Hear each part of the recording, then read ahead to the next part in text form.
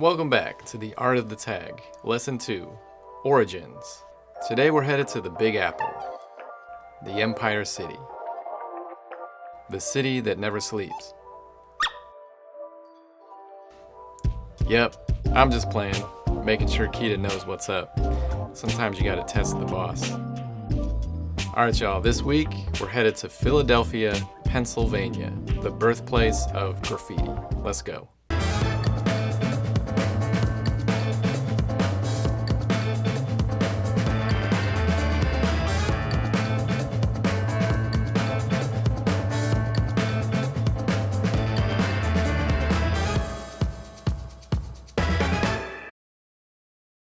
For the record, I am not a historian.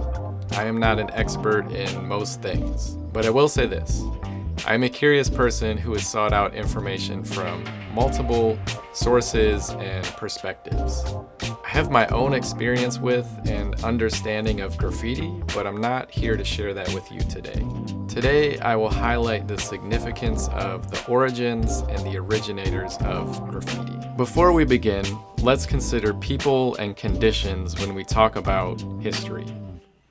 If we think about something from 50, 100, 1,000, 10,000 years ago, obviously there are the people that were there and were directly involved.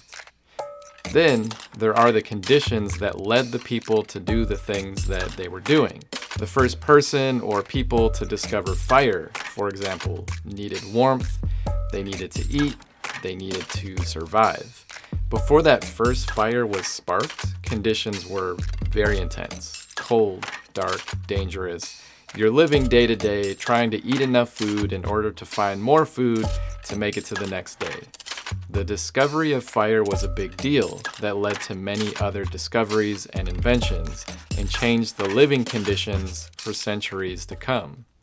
Fire alone is just fire. When we look at the history of graffiti in Philadelphia in the 1960s, obviously there were the people that were there, directly involved, who started writing their names on things in their city.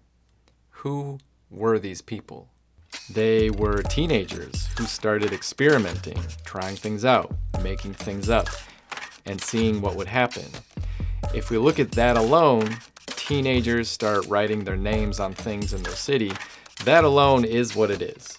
Would we be in a class about the history of teenagers writing their names on things? Probably not.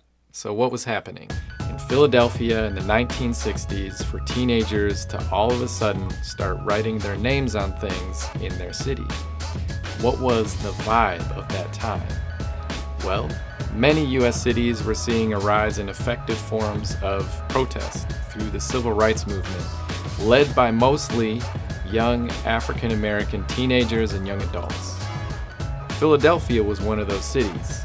Young African Americans were demanding equal education, equal opportunities to jobs, and safe neighborhoods.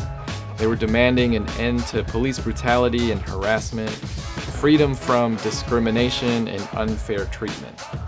Thousands of young African Americans demanding beliefs, attitudes, laws, business practices, curriculum, and more be changed. That on its own is something. Let's zoom in a little bit to talk about power. There were specific racist laws and practices that some school boards, principals, teachers, parents, businesses, unions, lawmakers, politicians, and people were fighting to keep intact in Philadelphia at that time. Some white people were fighting to keep their schools white, their workplaces white, their neighborhoods white, their elected officials white. You see where I'm going with this? Some white people were working extra hard to keep rules and laws in place that supported racist systems and beliefs. When a group of people hold this kind of power, they're able to create the laws and the rules that will benefit them, their children, their grandchildren, their neighborhoods, their communities, and at the same time will punish others. Let's zoom in a little bit and talk about some of these intersections. In Philadelphia in the 1960s, African American teenagers who are experiencing discrimination, unfair treatment, police harassment, poverty, crime, made possible by people who held power to benefit themselves and punish others, well, these young African American teenagers begin to experiment with writing their names with spray paint and markers onto buildings, trains, sidewalks, streets, anywhere their name will be seen. Meanwhile, thousands of young African Americans are demanding fair and equal treatment in school, at work, on the streets, and in life. Add to that picture, Kenneth Gamble and Leon Huff begin turning out hit after hit while creating a distinct kind of soul music that soon becomes known as the sound of Philadelphia. Wilt Chamberlain, one of the most prolific basketball players of all time, leads the 76ers to a championship in the late 60s. The Black Panther Party is taking shape and taking direct action in Philadelphia communities by starting free breakfast programs and proclaiming, "Black is powerful, Black is beautiful, Black is brilliant." Imagine that. Many U.S. cities were experiencing similar movements at the time, from Oakland to Chicago to Detroit. So there's just a little bit of context as to why African American teenagers began to write their names on things in the city of Philadelphia. There may have been a sense of possibility, change, protest, excitement, electricity in the air at that time. That's just me, pulling from a few different perspectives to form my idea around the origins of graffiti. Let's take a listen to some of the actual originators to learn more about where they were coming from and how this art form came to be. You know, in the beginning, we never did look at it as hurting anyone, you know, or destroying property. We looked at it as, well, hey, there's my name. I've been there. Oh, there's a bus going by. There's an L going by. There's, you know, there we go, there we go, there we go. It was just a lot of fun back then. It was a release. I'm not saying I condone doing it, but that's what was happening at the time. Philadelphia was like Vietnam. The gangs were so bad. It's a wonder I'm still alive. A lot of guys that I grew up with are dead or in jail. It was terrible. A lot of gang activity was going on at that time around the neighborhood, and you know, it was almost at that time you had a choice of what you wanted to do as far as activity in the neighborhood. You was either in the gang or you wasn't. Our outlet to choose to not to be from a gang was partially right on the wall. This was illegal.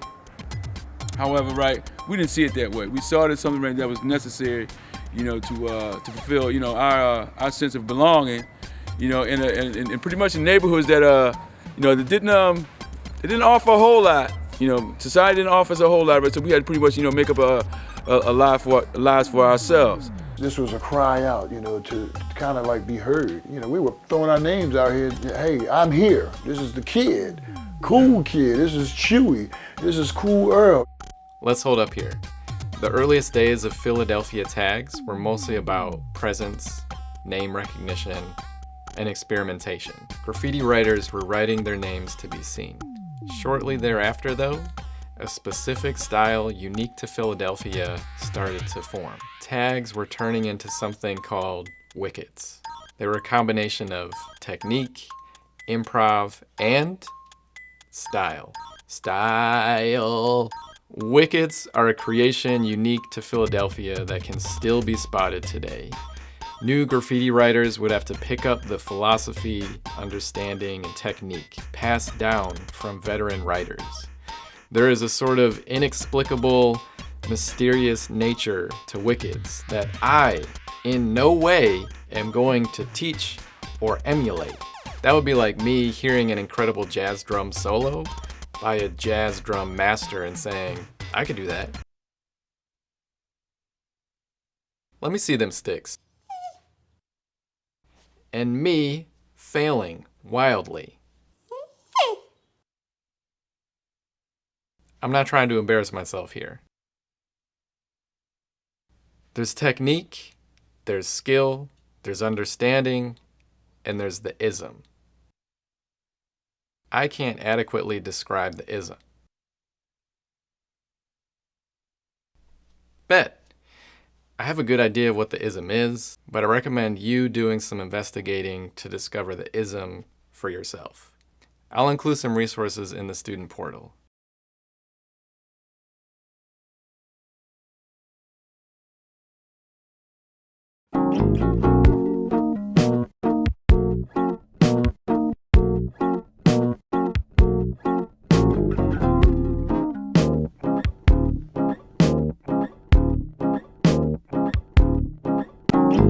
I just be making moves like I'm in cinema. They steady watching me, I'm steady living up, adding in times and then counting the dividends, minus the lames. That is. As you all can see, I have a pothos that can definitely use a little trim. Cut it right here. You see these little ashy, like kneecaps? That's called the node.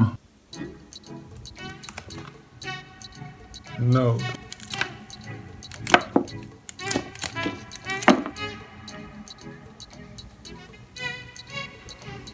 Remember, 50% gentle, 50% mental, 100% love.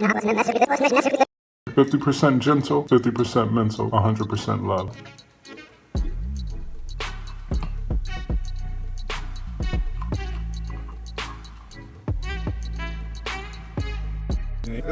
Sun in my eyes, shining. Then make sure you spread some sunlight today. Peace. I wake up stretched, then I blast, y'all and slide through. You getting checked, ain't a scratch up on my crew. Let's look at the impact of this invention. Tagging quickly catches on in Philadelphia and spreads to other cities, notably New York City. Tags quickly begin to take over public spaces. Teenagers are taking to this new art form quickly. Tags are becoming more stylized and complex, and they're seen outdoors, indoors, on trains, on walls, in subways, in galleries. It's everywhere. The energy, youthfulness, rawness, inventiveness is undeniable. Everyone has a strong opinion and either wants to be a part of the new movement or end it forever. Art dealers, galleries, and critics want in. Graffiti is in high demand for music videos, commercials, clothing brands, and more. Lots of people around graffiti writers but gaining influence, power, money off of graffiti, well beyond Philadelphia.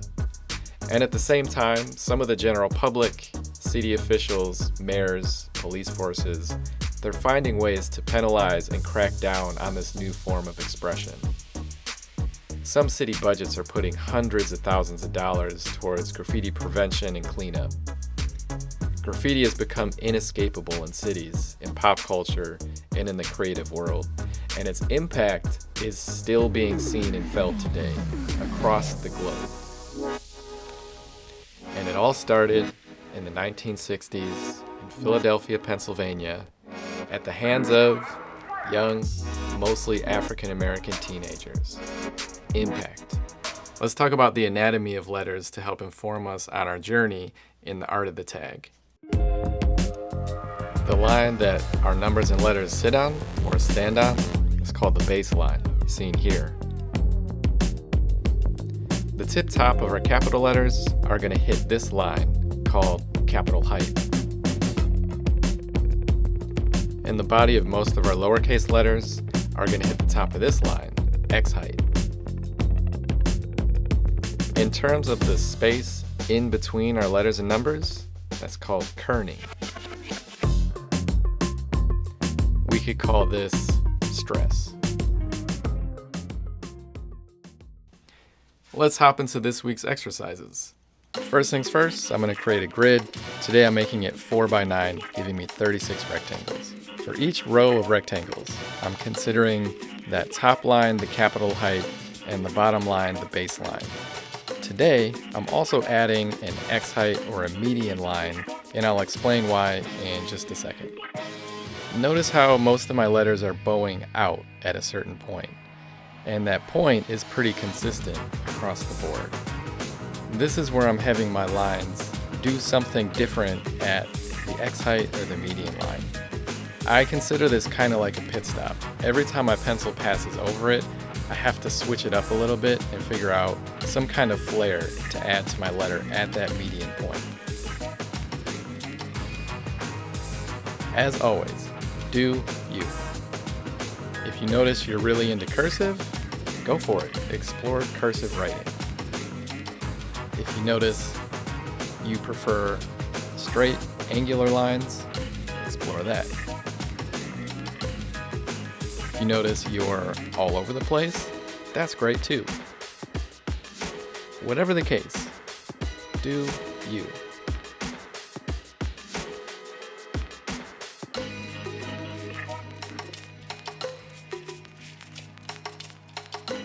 Make sure you're adding a dashed X height or median line within your rows, so you know, wait, what the heck? Are we being sponsored by DeLorean? Kita, what do you know about this? Do you have a DeLorean? My goodness. Anyways, make sure your lowercase letters are hitting that median or X height line.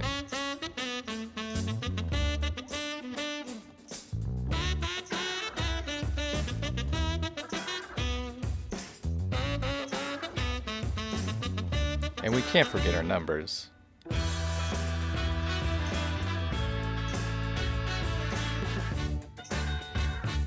Let's change gears, get into our monikers. For this, I'm creating a 3x3 grid, giving me 9 squares.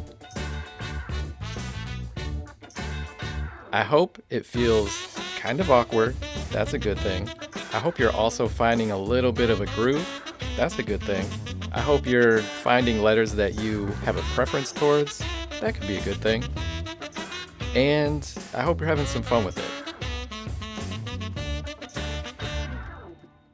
For the last challenge, I'm just going to be working on a 2x2 grid, giving me 4 rectangles. Still adding a median line.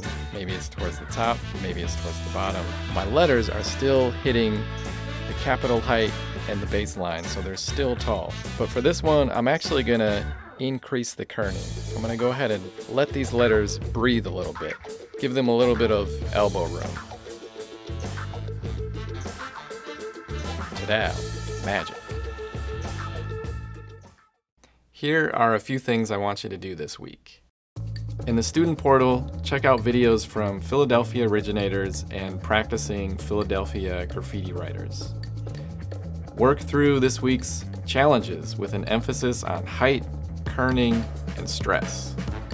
And continue practicing your alphabets, your numbers, and your tag or moniker. That's all I got for you today. Until next time, stay creating, stay exploring, stay discovering, and stay safe.